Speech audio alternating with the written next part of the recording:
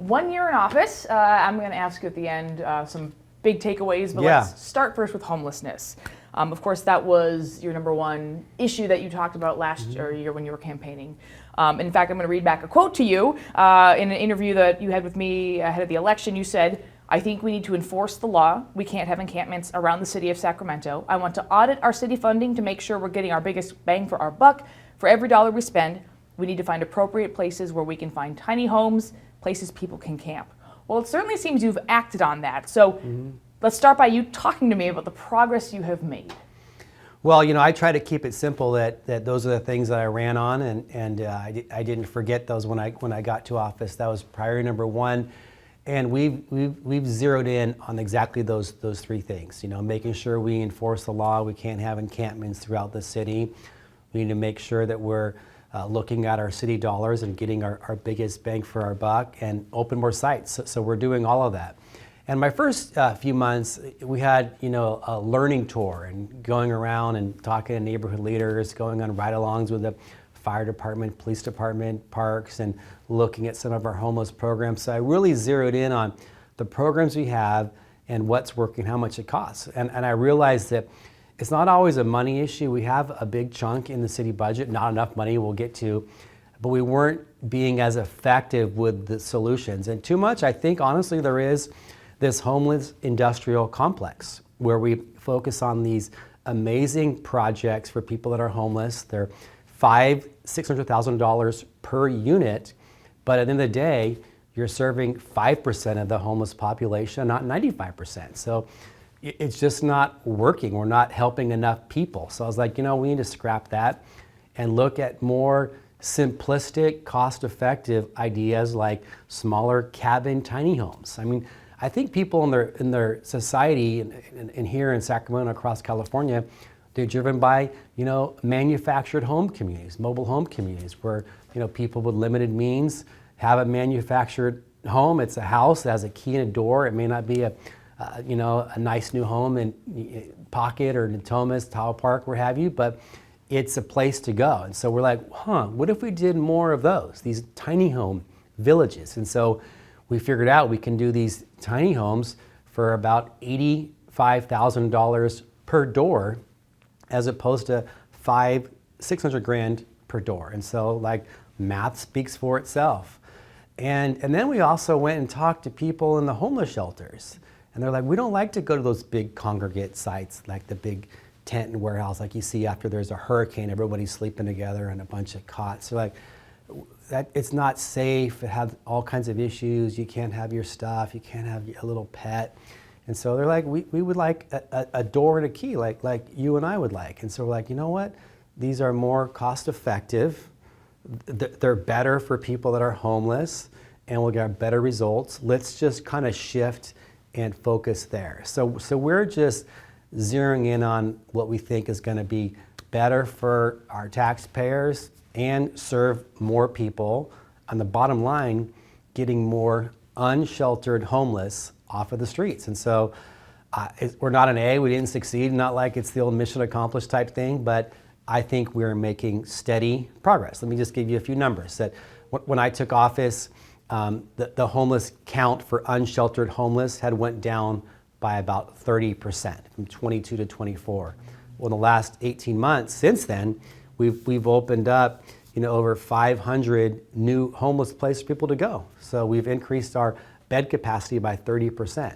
And we adopted a plan recently to essentially open up another 500 plus homeless locations. So, I think that we're answering the call and enforcing the law and having more places where people can go. Mm-hmm. Yeah, and certainly you have been more aggressive, if you will. That maybe is not the perfect word, but in enforcing the laws. You enacted the camping ban in front of City Hall and so forth. And how do you balance, enforcing the laws that are on the books, the ordinances that are on the books, with these developments in the in housing solutions? They're in the works, as you said. So in enforcing these, how do you ensure that you're not moving people along in a place where they don't have anywhere to go yet? There might be numbers for them, the number of beds for them in the future, but how do you balance that? Well, look, I know people don't have places to go all the time, and I understand that there are still homeless in our streets. By last count, a couple thousand, 2,000 to 3,000 unsheltered in the city of Sacramento every night. But we just can't have encampments growing. And I think what we saw is that the Supreme Court ruled 2 years ago nearly that cities can't enforce the no camping laws. And so Elk Grove, West Sac, the county of Sacramento, they're enforcing their laws. And if we didn't do that, as I said during the campaign, we would have an influx of people just setting up camp and bonfires and encampments in our core. And it's not safe for residents who live there. It's frankly not safe for people that are homeless. And so I tried to bring about some balance. I think we have. It's not perfect. There's some opposition, and some people think we haven't gone far enough.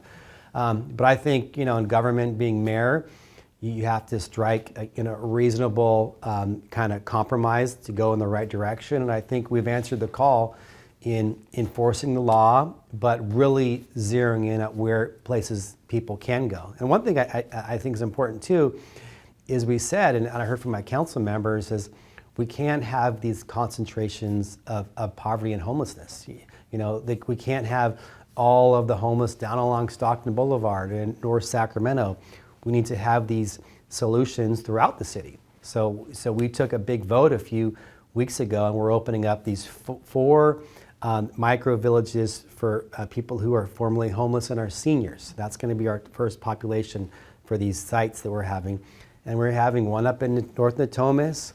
We're looking at one down in the Pocket Southland Park area, a couple in the center of Sac. So we need to make sure that we distribute these throughout the area, because this problem belongs to all of us. Mm-hmm. Yeah, and talk to me briefly about the 30% of one's income being charged to stay here. I know you've said that is pretty standard even in some other programs when people hear that number and they balk. Yeah, I know some people were concerned, like, oh, people are homeless and have a lot, why are you charging them income? I guess our response is that if you're homeless in a shelter today and you get lucky enough to get a call saying, hey, I have subsidized housing for you, in order to go there, you have to pay 30% of your income. So that's what is.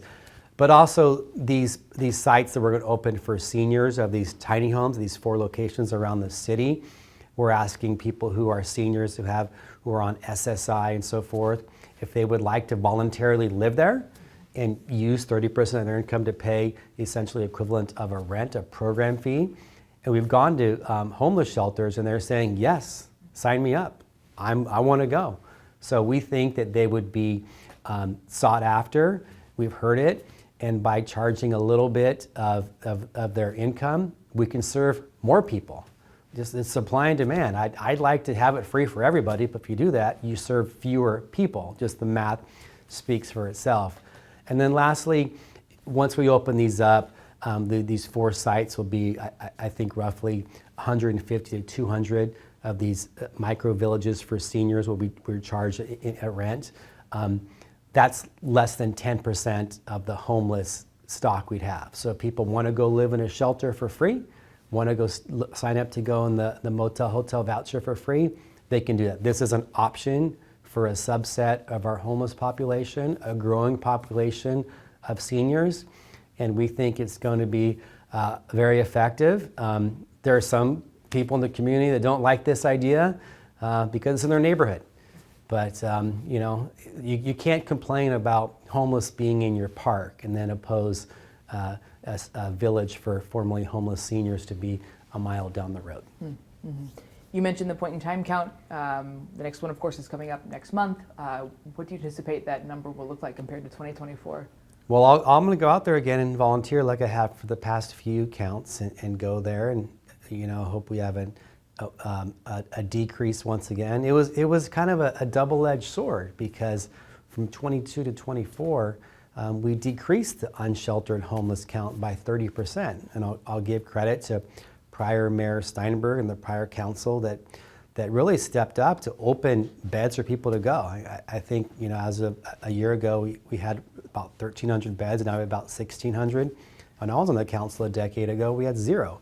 So the city of Sacramento, it was never in their business model to basically fund and operate these places for homeless to go. And We've done that in the past several years, and so we've seen the counts go down.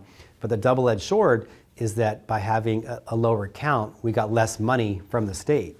So our homeless program is funded with a combination of federal, state, and local dollars. So we lost about half of our state money, but I think it's very telling that even though we lost a little bit, we're not decreasing our homeless programs. We are increasing. So this is such a priority that we're saying, look, we're not taking money out of the budget elsewhere. We're going to continue this. And we have some threats. The federal government, the Trump administration is pulling back funding for these type of programs. The state, I just mentioned that. We lost a little bit of ours because of our count.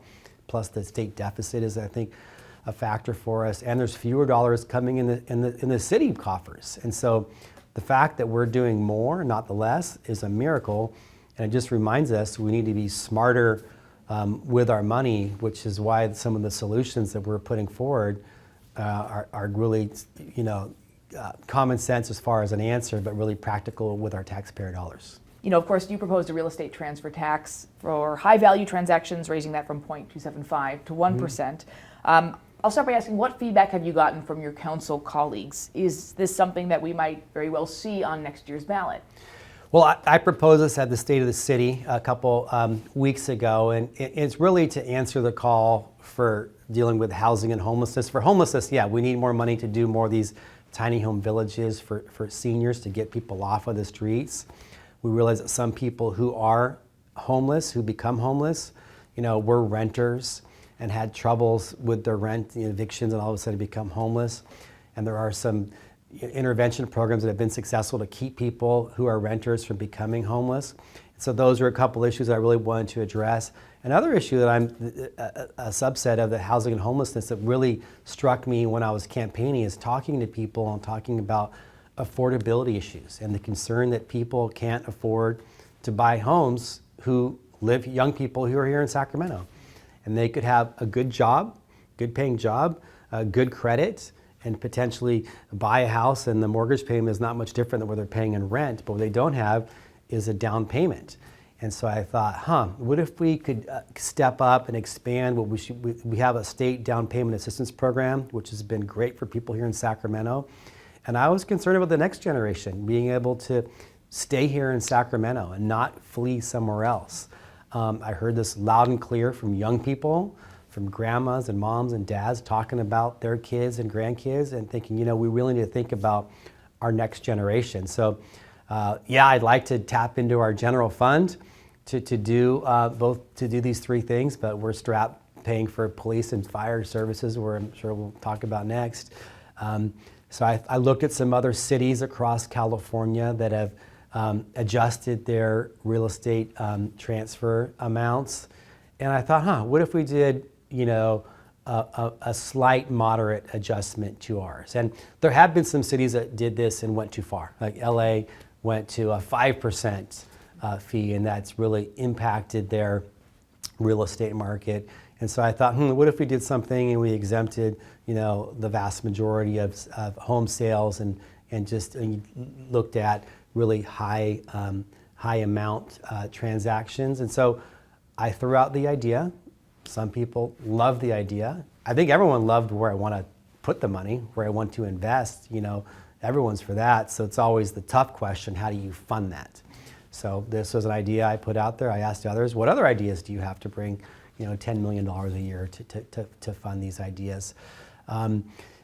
We're early in the process. I'm talking to people in the real estate community, the business community. The good news is I proposed this 9 months before we had to have a vote to put on the ballot. So we're in this, kicking the tires type of stage where we're evaluating this. And, I have talked to a few council members, of course, but it hasn't been agendized. And so stay tuned. But the issue is not going away. We know that there's too many homeless on the streets, and businesses are saying we can't thrive here unless we continue to get people off of the streets who are unsheltered. And so I'm like, okay, we need more resources to open up more of these tiny home villages to do just that. So this would be kind of the answer to that. Yeah, so to be clear, the hope is that this real estate transfer tax plus a much smaller percentage, but the 30% of the income being charged, for the seniors in these tiny homes, that would allow you to enact this program, the tiny home program, and further fund other homelessness services? I mean, would that fill the gap that you're missing from state and federal? Yes, yeah, and there's a major threat from the federal administration. That's a great point I want to bring up, is that when I was running for mayor, we had this big fight about where are these going to be? Are they going to be at Cal Expo? Are they going to be in city parks and this and that? I think we've come to the realization that it's not the locations, it's the money. We've actually identified multiple city-owned locations to have these tiny home villages. We just need the resources to make that a reality. So, we're expanding, our programs, which we think are going to be effective, common sense, as far as using our taxpayer dollars. But we need more resources. And if anybody has a better idea how we can fund these priorities, it's one of these things where everybody's for the solution. Who doesn't like, more tiny homes for homeless, down payment assistance for first-time home buyers who are income eligible, helping renters stay in their homes and not become homeless. We're all for that. It's how you pay for that is always the issue in my experience being in politics. Yeah, now is the time to come forward with ideas. Like you said, there's plenty of time before the election at this point. Let's talk about some of those budget challenges. I mean, looking at decreased funding in several areas from the federal government, challenges with the state's budget. What would you tell the people of Sacramento about the health of Sacramento's budget and the challenges we face with uncertainty right now? Yeah, it's not great. It's not horrific, though. There's other cities who have more deficit challenges, but ours is real. The past couple years, we've been able to kind of work around the edges and make some adjustments, one-time money, getting rid of vacancies. We eliminated a few department positions in law enforcement this past year, but no impact on, patrol for police, no impact on fire response, no impact on our parks programs, no impact on our youth programs. But that's not going to be the same next year. Our costs keep rising, mainly our employee compensation costs. Costs are going up here, rent's going up, milk's going up, gas, and so our city workers, like everybody else, deserve a moderate and predictable increase. And so those are, some of those are through, our negotiations, and those are happening anyway. And so those things, plus rising health costs and everything else, has their costs for the city going up, and revenues coming in aren't always equalizing that. So we do have a big issue this year. We're going to have to, make some difficult decisions. But one thing that I'm really trying to zero in on is, how do we not have to do that? How do we not have to make cuts to our departments? And that's by growing our economy, by supporting economic development. So, we're trying to balance our budget at one hand, but focus on economic development and more commerce in the city and more job economic activity to bring more money in the city coffers so we can have a more prosperous future. Yeah, great. Well, you transitioned perfectly into the next topic then. Let's talk about economic development. There's a lot to talk about here. Let's start with MLB Ready, just because that's a big flashy object, and a lot of people are wondering what is on the horizon with that. So what do you want folks to know? Yeah, we are a major league sports town, as we know, with the Kings for 30, 40 years here. We have AAA baseball here, but the last year we have, of course, the Oakland A's here in Sacramento, actually West Sacramento, across the river.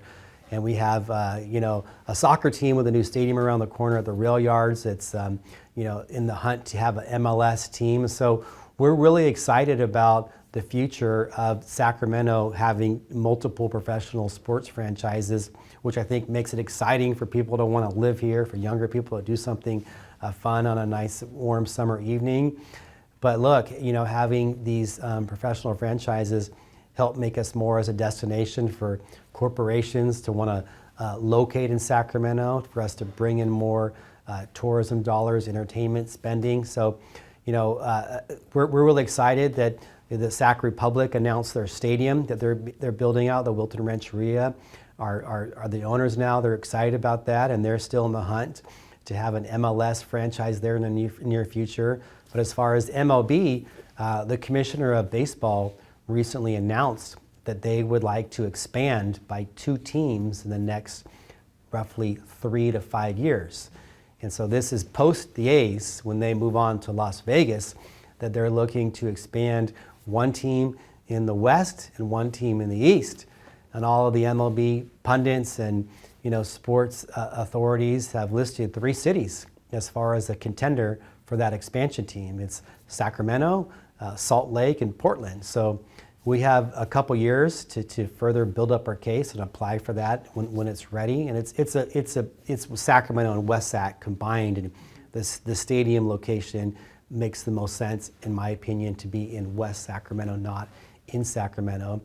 So we'll be in the hunt of making that application.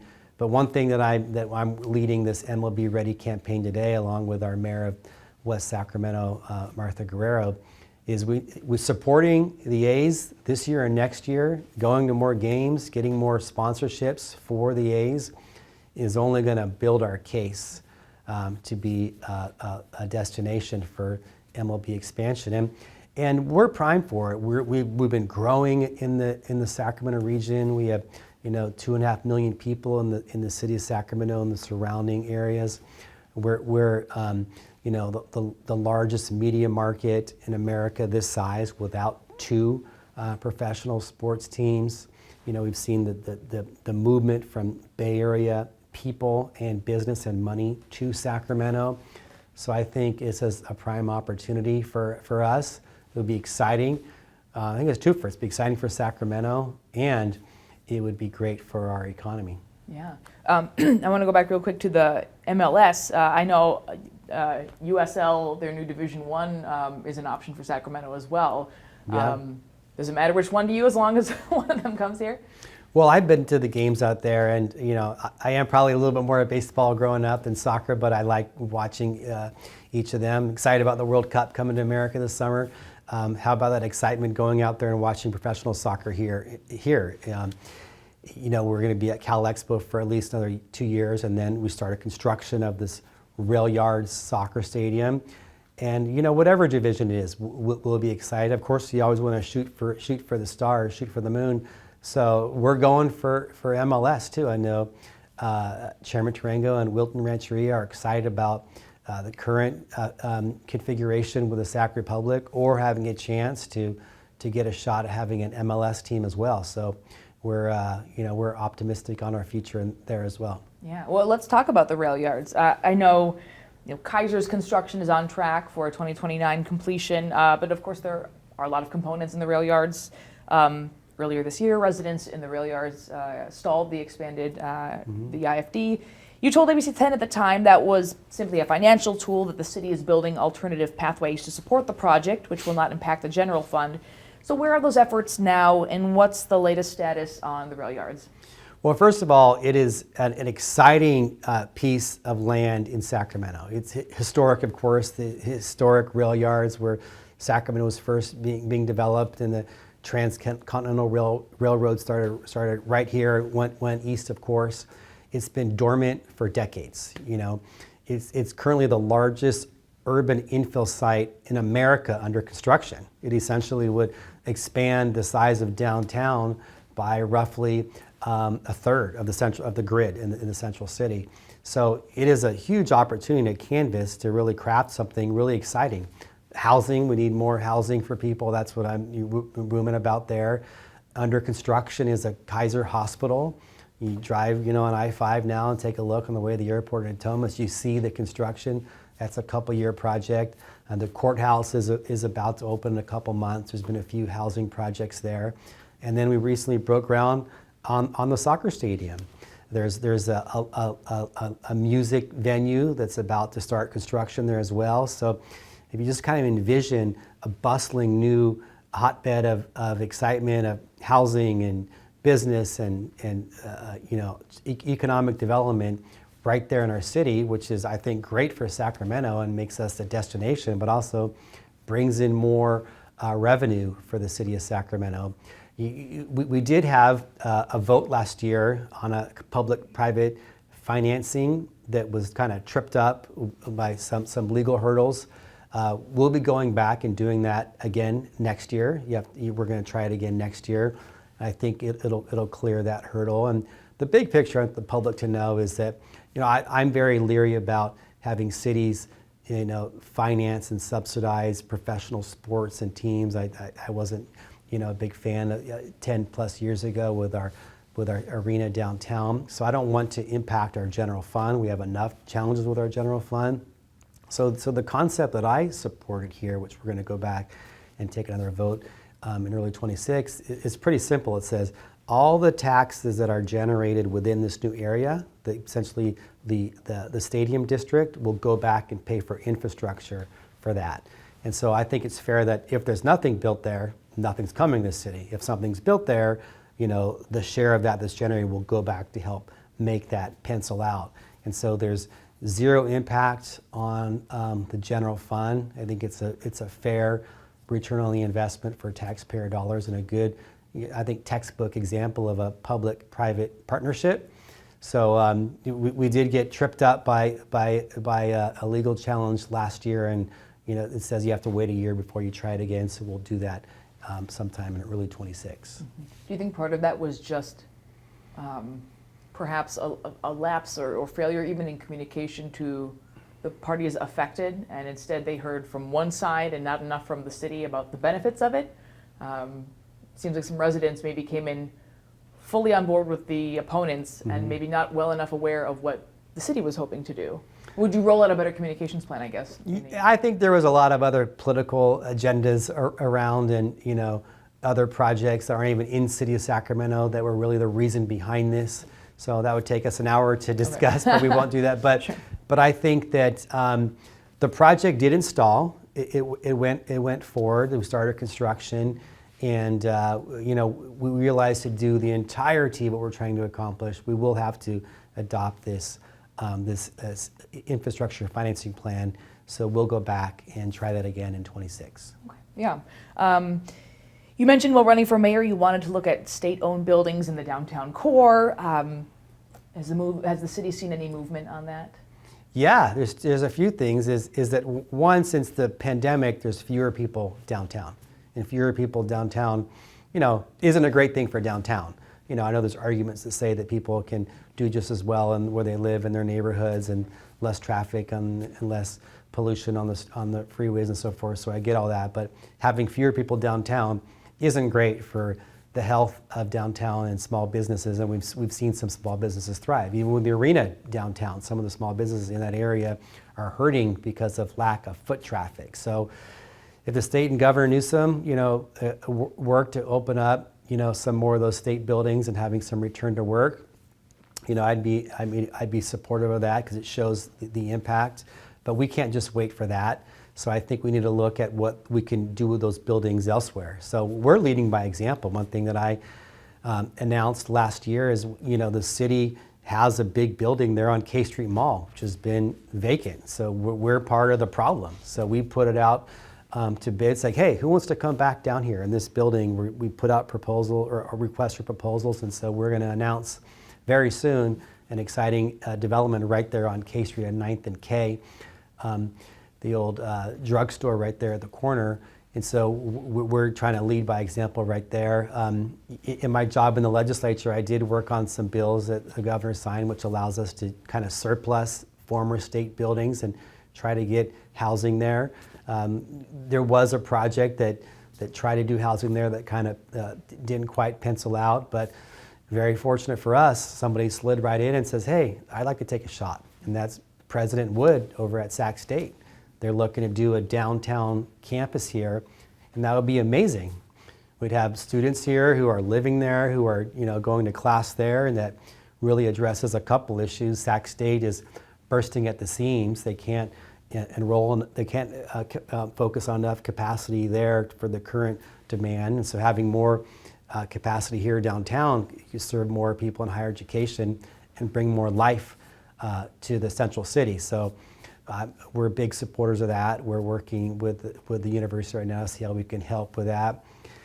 Plus, there's a couple other state buildings that the state of California has identified for future adaptive reuse, essentially recycling those buildings into like apartment towers. And so, that would be very, very helpful as we bring back life to our urban core, which helps the core and the energy of the central city, but also, again, going back to our budget. We need to bring in more money to the city to help address our issues. Having more economic development is going to help the city prosper and grow.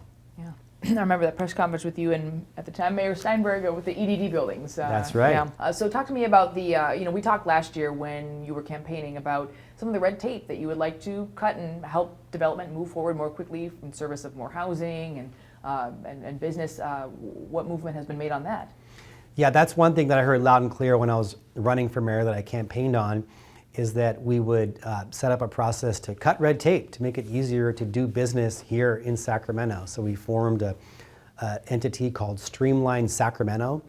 And it's not a one-time thing, this is ongoing. So we put this, this body in place, and led by our new council member, Phil Pluckybaum, who used to serve on our planning commission, who knows these things well.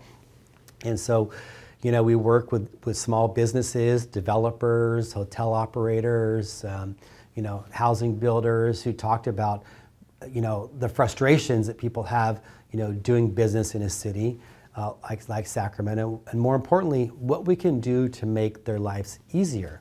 And what I'm thinking about, I hear stories all the time. It's like the building department's too slow, we can't get our permits, this and that. So we want to fix those problems. But what I'm looking at is, what if there's a developer who wants to build a housing project and they're thinking about Sacramento or two other adjacent cities, Northern California. And they're thinking, which city is actively trying to make our lives easier by cutting red tape, working on new procedures, opening up the public counters, every day, using technology and AI to make it easier to get our building permit and to push that along. Because we realize that in the building side, time is money, so delays really hurt projects. So if we can proactively, do this and streamline our policies and set in motion, ways to make it easier to develop, that's going to help make Sacramento more vibrant. And back to the issue with our budget, bring in more revenues to the city to fund key issues like police, fire, parks and recreation, youth programs, homelessness. Yeah. We have a West Sacramento special airing today in our 6:30 newscast. It's the entire newscast. We've been focusing on different communities, and that's something that I'm hearing for business owners in West Sacramento, just how business friendly it is, how the economic development department is just like, come on in. And so when the city develops that reputation, the businesses do come. I mean, Dusty Baker said that's why he moved his winery to West Sacramento from the Bay Area, so. And the flip side, when you don't, it's a downward spiral, self-fulfilling prophecy the other way, that people are like, oh, it's hard over there. Don't go to that city. So we're trying to make sure that we're not, the problem, but part of the solution to say, yes, come to our city and build here. Let's move to public safety. You've talked a lot about investing in youth programs as a form of intervention and building up the next generation here in Sacramento. Talk to me about some of the prevention issues or prevention programs and other programs surrounding combating Sacramento's crime rate. Yeah, I know public safety isn't just about law enforcement, it's about the flip side as well, and youth programs, intervention, and those programs are our lifeline. I know I grew up here in Sacramento in a single parent family, and we had after school programs that kept my brother and I out of trouble. And so that matters. The city of Sacramento is participating in many of these youth programs, and this past budget we doubled support for our youth programs through this thing, Measure L, that the voters voted for, which is basically a tax on cannabis. And so we're taxing and regulating cannabis sales, and we're doubling the amount of support to serve twice as many youth in our programs, to whether they're after school youth, mental health, intervention programs, helping families. And so the youth they're our future. I'm also struck by all these incidents of needless and senseless gun violence, and so that's clearly an epidemic. And so we are working hard here in the city of Sacramento to support gun violence intervention programs. There's a few state grants that we're in the mix for as well. So public safety isn't just hiring more police officers. I do support that. but it's also what can you do on the back end. The Sacramento Police Officers Association president told my colleague in October, quote, "I would describe what is happening at the Sacramento Police Department as a staffing crisis. By this time next year, we'll be at half staff." He said the department currently has between 630 and 640 officers, but he believes a city the size of Sacramento should have no fewer than 1,050 sworn officers and ideally close to 1,200 given it's the state capital. You yourself, of course, identified the staffing shortage as an issue during your campaign, but you acknowledged the budget shortfall was a barrier. So all of that to say, what would you give in terms of an update to the people of Sacramento when it comes to the state of staffing with Sac PD and their ability to keep the public safe? Well, I don't disagree with our police union official that we are understaffed where we should be. And I look about 12 years ago when I left the Sacramento City Council.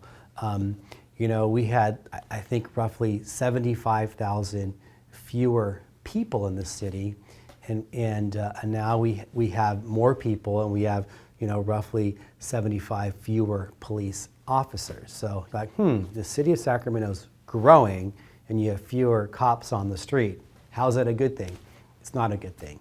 And so, look, I know that fighting crime is not always about cops on the streets. You need to have intervention programs and gun violence intervention programs, youth programs. I'm all for that. We're doubling down on that in the city of Sacramento, but we need to have an adequately staffed police department that can respond when someone calls 911, like we saw recently here in our region.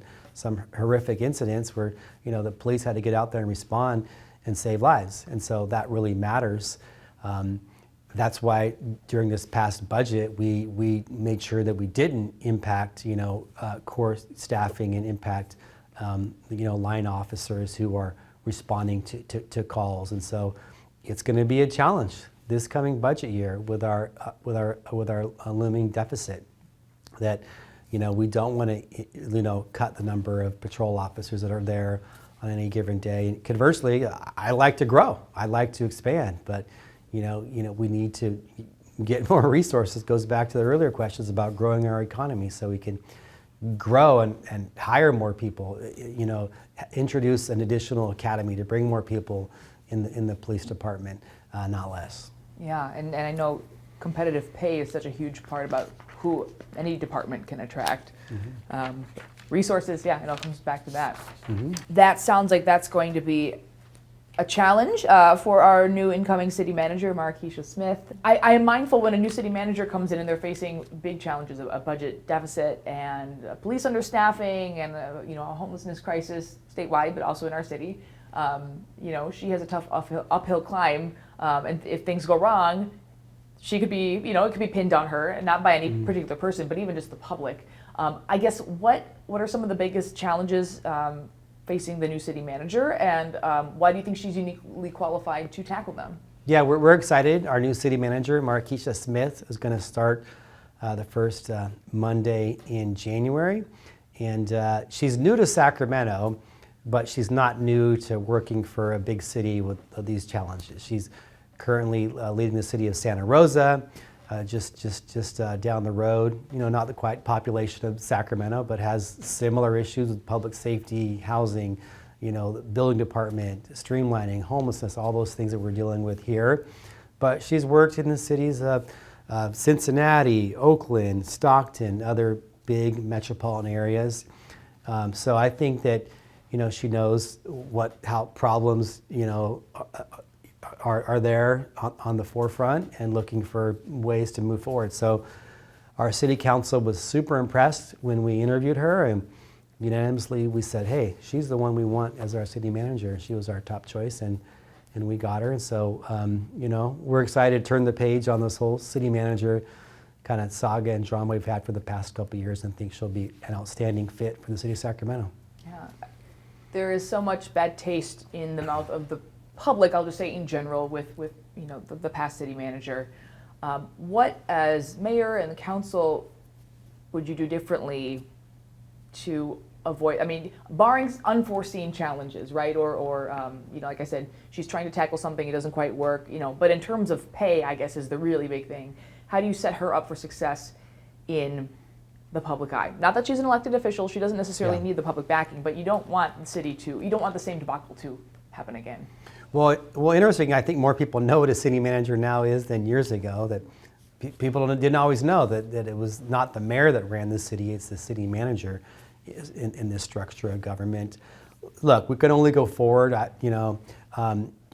We hired her. We think also we have outstanding city employees. We have our interim city manager who did a great job, and she's been an assistant city manager for over a decade. She's sliding back into her position as the top assistant city manager, and Lainey Milstein did a great job for us for a year. And so we have 5,000 plus city employees that are ready to go to support our city manager and the city council to move forward. And I think we're a city on the rise. We have our challenges, but I think we're headed in the right direction.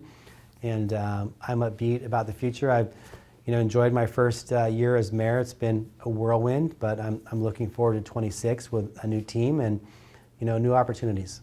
So, looking back over your first year as mayor, are there any surprises or challenges that you didn't or couldn't, like, for example, with the impact of national politics, anticipate that came your way?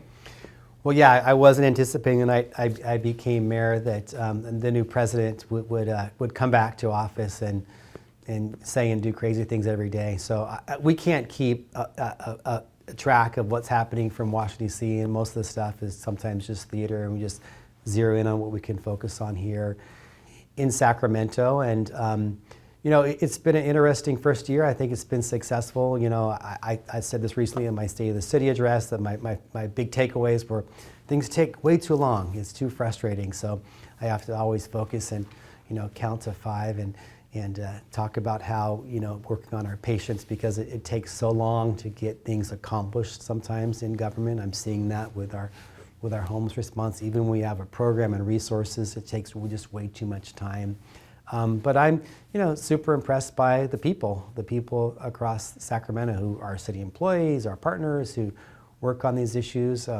They always come up to me. I'm amazed by how many people are like, oh, you're our mayor. How are you doing, Kevin? Whereas I was the council member, I was in the legislature, but being the mayor is different. There's only one mayor. So being the face, the supporter, the cheerleader essentially for the city is something that I take seriously and look for opportunities to support Sacramento and relish that.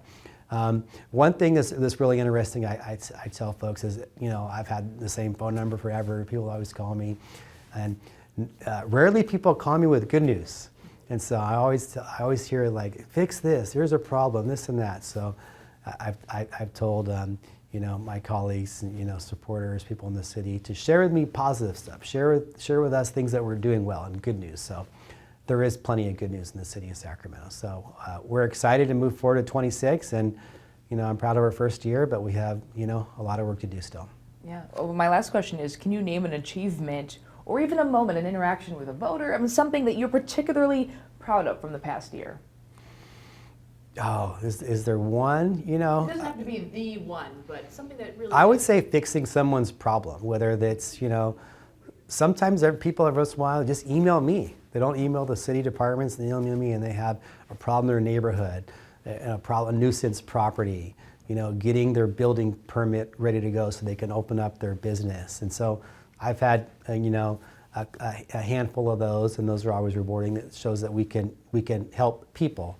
But I would say, going out there and seeing an actual a project that we broke ground on or opened up, and seeing how it impacts families and communities. I know that people are always, complaining and squabbling about how government's bad and this and that, but it exists for a purpose, to facilitate, progress and to support and protect communities, but also move a city forward. So, every day we do that, and countless examples how we're helping Sacramento move forward.